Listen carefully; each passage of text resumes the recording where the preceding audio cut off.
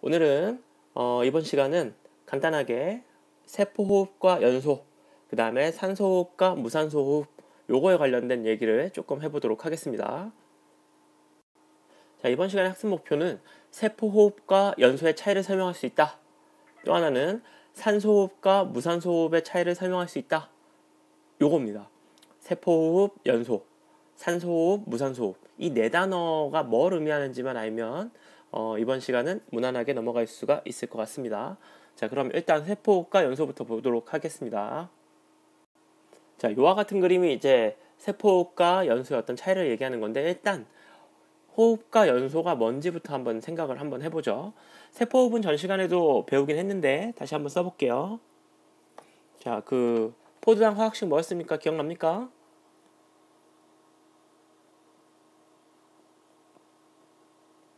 포도당이고요.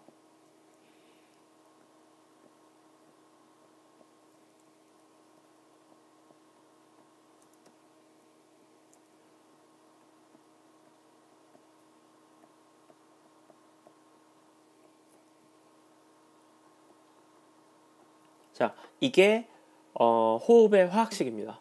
그죠? 이게 포도당이고, 포도당이 산소하고 만나서 이렇게 반응을 해서 이산화탄소가 나오는 반응.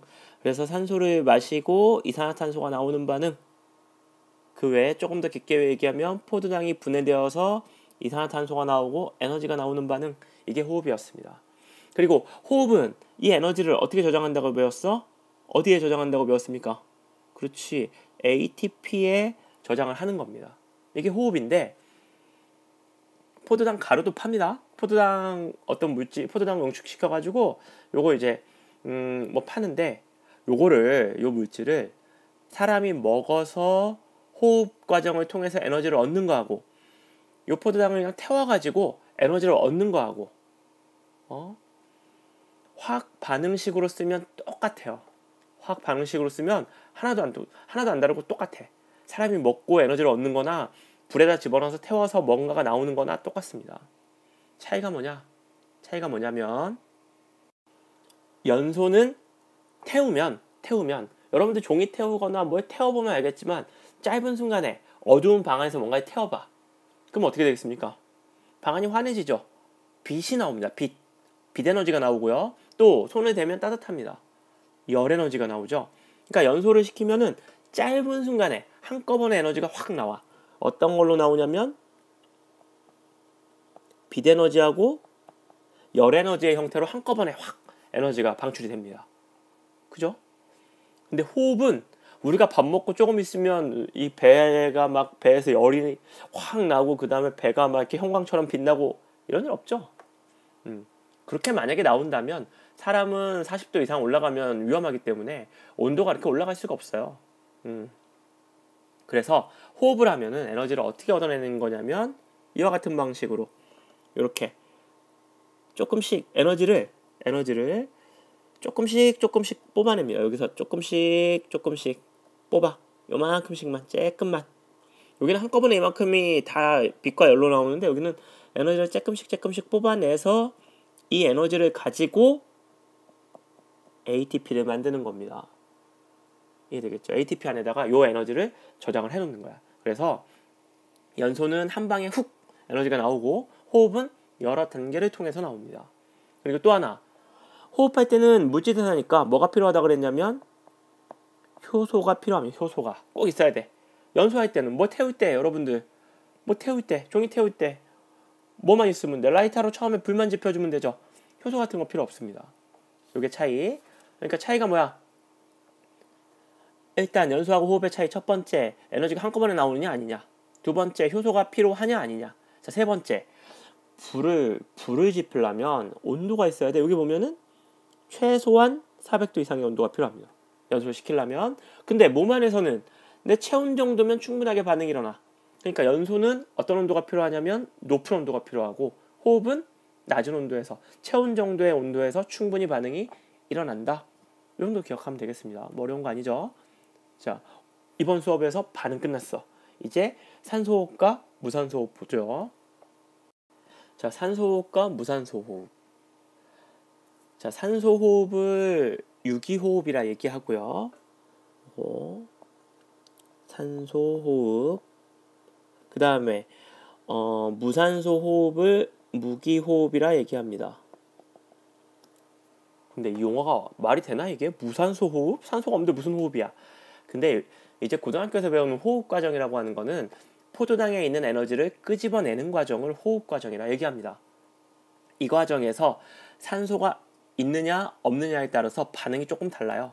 그래서 산소가 있을 때 포도당을 분해하는 방식, 이와 같은 방식을 산소 호흡이라 표현하고, 그 다음에 산소가 없을 때 일어나는 이와 같은 방식, 포도당을 가지고 에너지를 얻는 이와 같은 방식을 무산소 호흡이라 얘기합니다.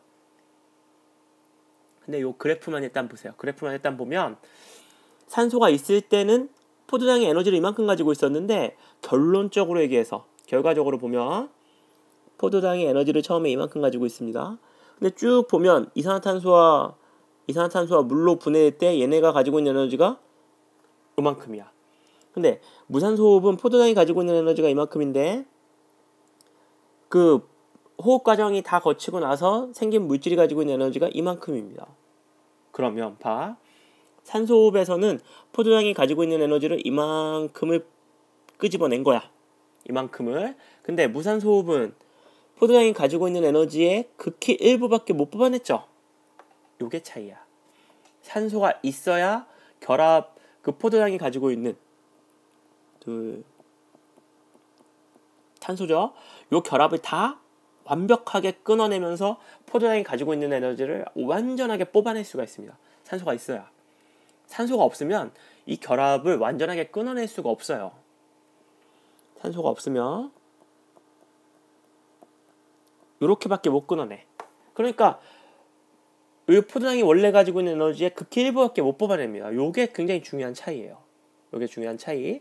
그러니까 산소호흡은 산소를 이용해서 모든 결합을 끊어내면서 포도당이 가지고 있는 에너지의 거의 대부분을 뽑아내는 거고, 무산소호흡은 산소가 없으니까 요 결합을 완전히 끊어내는 힘이 부족한 겁니다. 그래서 극히 일부만 끊어서 포도당이 가지고 있는 포도당이 가지고 있는 에너지에서 약간의 에너지만 끄집어내는 요와 같은 에너지를 얻는 방식이 무산소 호흡입니다. 자, 산소호흡은 우리가 여태까지 앞에서 배웠으니까 넘어가고요. 무산소호흡, 이게 과연 가능한가? 이게 뭐냐? 한번 얘기를 잠깐 해보죠. 우리가 숨을 쉬어도 무산소호흡이 일어나는 경우가 있는데요. 자, 사람이 이렇게 있어요. 100m 달리기를 합니다. 100m 달리기를 해요. 100m 달리기를 막 해. 다리를 막 움직여가지고 달리기를 막 해. 그러면 요걸 조금 자세히 보면은, 예를 들어서 다리가 이렇게 있다고 치면 요 부위에서 얘입니다. 예를 들어서 초당 1초에 산소를 예를 들어서 100개 정도 있어야 다리를 움직이는데 충분한 에너지를 뽑아낼 수 있어. 이해되겠습니까? 1초에 100개의 산소를 갖다 줘야 돼, 다리 쪽에. 근데 여러분이 아무리 숨을 빨리 들이마시고 막 이렇게 하면서 뛰어도 1초에 100개를 못 갖다 줄 수가 있어요. 심장이 막 무한대로 빨리 뛰고 피가 무한대로 빨리 가는 게 아니잖아요. 그러니까 산소를 공급해 주는데 1초에 90개밖에 못 갖다 줬어요, 다리 쪽에 산소를. 그러면 10개만큼이 부족한 거죠, 필요량에서. 그러면 아주 잠깐 동안이라도 에너지를 못 만들어내는 거야. 에너지를 만들기 위한 산소가 부족한 거죠. 요 상황에서 잠깐 동안 무산소 호흡이 일어납니다. 이해되겠습니까? 내 몸 어딘가에서도 막 일어날 수 있어. 내가 만약에 막 역기를 들거나 막 하는데 팔에서 필요한 산소량이 100개야. 근데 산소를 100개를 다 갖다 주면 산소 호흡이 되는 건데, 산소를 100개만큼 못 갖다 주고 98개만큼 갖다 주면 2개가 부족한 거죠, 순간적으로. 그러면 그 짧은 순간 동안에 에너지를 안 만들어내면, 산소가 없다고 에너지를 안 만들어내면 어떡해? 막 달리다가 산소가 없다고 다리에서 에너지를 안 만들면 그냥 서? 안 되죠, 그렇게 하면. 그러니까 그 동안에 무산소 호흡이라는 걸로 에너지를 얻어내는 거야. 근데 효율은 누가 좋아? 산소 호흡이 좋은 거죠, 그렇죠? 기억하겠습니까? 자, 그럼 여기서 조금 더 깊게 보면, 자, 무산소 호흡에서 보면 포도당이 요와 같은 물질로 바뀌어요. 이와 같은 물질은 자, 산소가 있으면 이산화탄소와 물로 완전히 바뀌는데 산소가 없으면 요 중간 정도 포도당에서 에너지 조금 뽑아내고 에너지가 많이 남은 상태 이와 같은 물질로 바뀝니다. 무산소호흡은. 자, 저 중간 산물이라고 얘기해요. 에너지가 아직 많이 남아있는 물질이라 그래서 저 중간 산물이 무산소호흡을 하면은 중간 산물이 만들어집니다. 중간 산물. 이 중간 산물이 사람한테 유용한 거냐 아니면 해로운 거냐에 따라서 유용하면 무산소호흡을 뭐라고 표현하냐면 발효라고 얘기하고요. 해로운 거면 부패라고 얘기합니다. 그러니까 발효와 부패는 생물학적으로 봐서는 똑같은 거야. 그냥 어떤 세균들이 산소가 없는 환경에서 열심히 무산소 호흡을 한 거죠. 그래서 뭔가 만들어진 것 중에 사람이 먹을 수 있는 거, 사람한테 필요한 거, 요런 걸 만드는 과정이 진행되면 발효라고 얘기합니다. 뭐 요구르트라든가 치즈라든가 이런 거 얘기하는 거죠. 김치 뭐 이런 거. 그 다음에 이 세균들이 막 무산소 호흡을 해서 뭔가를 만들었는데 사람이 못 먹어. 그러면 썩었다 얘기하는 겁니다. 부패라고 얘기하는 거죠. 그렇죠? 일단 요거 발효와 부패 같이 기억해 두시고요. 그리고 사람 몸에서 실제로 일어나는 일을 보면 그 사람 몸에서 산소가 없는 환경에서는 포도당을 가지고 뭐를 만드냐면 사람이 젖산이라는 걸 만듭니다. 즉 달리기를 막 했어. 100m 달리기를 막 해요. 그러면 다리에서 원하는 산소량을 충분하게 공급을 못 해주기 때문에 순간순간 무산소 호흡을 하는 거야. 잠깐 동안. 그 잠깐 동안에 포도당에서 에너지를 조금 뽑아내고 남은 중간 산물, 즉 젖산이라는 게 만들어져서 젖산이 쌓이게 됩니다. 젖산은 산이야, 산. 산, 염기, 중성 이거 할 때 그 산. 그죠? 젖산이라는 게 내 몸에 쌓이면 아파요. 그만 만들어라 이거죠. 젖산이 내 몸에 많이 쌓이면 별로 좋을 게 없어. 산성이 되는 거니까 좋을 게 없어요. 그러니까 이제 그만 만들어라 라는 의미에서 아픕니다. 여러분들이 하는 표현으로 얘기하면 알이 밴다 이렇게 얘기하는 거죠. 그래서 무산소 운동을 막 하면 알이 배. 반대로 얘기해서 내가 지금 하는 운동이 유산소 운동이냐 무산소 운동이냐를 구분하는 건 쉬운 거야.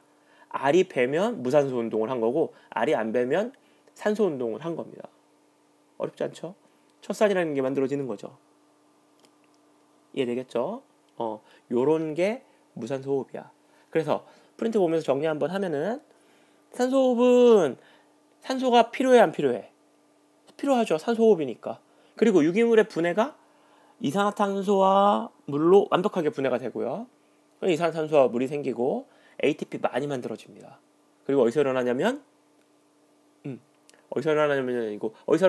미토콘드리아에서 일어나죠. 자, 무산소 호흡은 산소 없을 때 일어나는 거야. 산소가 필요 없어요. 그리고 유기물이라는 건 포도당 얘기하는 겁니다. 완전히 분해되지 않아. 대충 분해되고 에너지가 많이 남아있는 어떤 중간 물질로 바뀌어요. 그리고 그러니까 포도당이 가지고 있는 에너지의 요만큼밖에 못 뽑아냈으니까 만들어지는 ATP의 양도 적습니다. 이해되겠죠? 그리고 이렇게 해서 만들어지는 중간 산물이 사람한테 필요한 거면 뭐다? 발효. 필요 없는 거면 부패. 이렇게 되는 거죠. 사람의 몸에서는 어떤 물질이 만들어지냐면 무산소 호흡의 결과 젖산이 만들어집니다. 젖산이. 이게 많이 쌓이면 아파요. 알이 배는 거야. 자, 그럼 여기서 한 가지 상식. 생물원에서는 상식을 많이 얻어가세요. 알이 뱄어. 젖산이 사라져야 알이 풀립니다. 젖산이 그럼 어떻게 사라지느냐? 젖산이 왜 생겼냐면 산소가 없어서 젖산이 만들어졌어. 그러면 산소를 충분하게 공급을 해주면 젖산이 다시 이산화탄소와 물로 바뀌면서 젖산 안에 남아있는 에너지를 다시 뽑아내는 과정을 거칩니다. 그러니까 산소를 충분하게 줘야 젖산이 빨리 사라져요. 산소를 주려면 어떻게 해야 돼?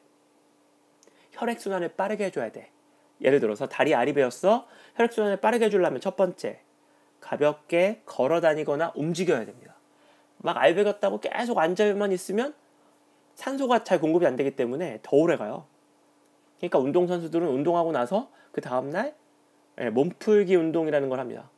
가볍게 걸으면서 혈액순환을 빠르게 해서 산소를 잘 공급을 해주는 거야. 그리고 또 한 가지 여러분이 바로 할 수 있는 건 주무르는 거죠. 막 주물러. 아픈 데를. 아파. 그래도 주물르면은 그 주변의 근육을 여러분들 힘으로 막 짜주는 거죠. 쭉쭉 짜주는 거야. 피를 빨리 돌게 해주는 거죠. 그러면 조금 더 빨리 풀릴 수 있다. 이거죠. 나중에 이제 조만간 체육대회 하죠. 체육대회 할 때 한번 써먹어 보세요. 알이 배면 그 다음날 움직이는 게 빨리 풀리냐, 움직이지 않고 가만히 있는 게 빨리 풀리냐. 친구랑 한번 알이 비슷하게 벤 친구 있으면은 너는 가만히 있어봐, 나는 움직여 볼게, 이렇게 한번 해봐요. 제 말이 확실할 겁니다. 자, 오늘 수업 여기까지 마무리할게요. 고생하셨습니다.